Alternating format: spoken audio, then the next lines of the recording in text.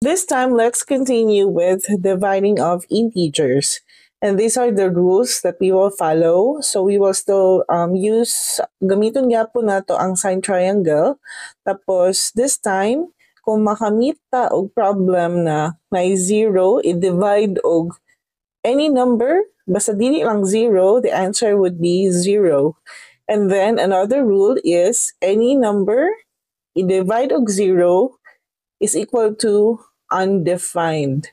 These are the examples, and as usual, i-drawing nato ang sign triangle para ma-solve nato ang problem. 72 divided by 9 is, so positive divided by positive is just positive. So you have positive 8. And then you have a negative number. So sabi niya negative 42 divided by negative 6. The answer is a positive. So that would be positive. What number? 7. Very good.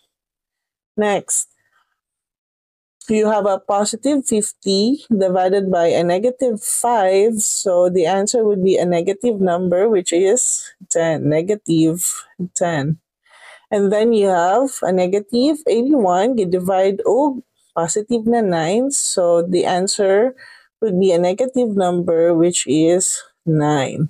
So again, para sure, we draw our sign triangle. Oh, namit na to ang rule ganina. So 0 divided by 100 is equal to 0. Hindi 100.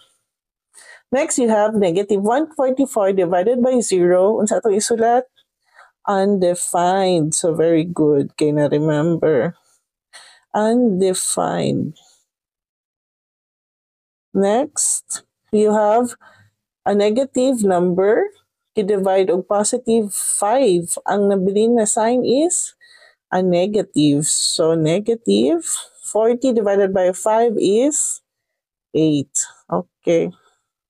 Next, ang negative na number 64, gi-divide og negative 8. Ang answer kay dapat positive, which is 8. Very good. So positive 8.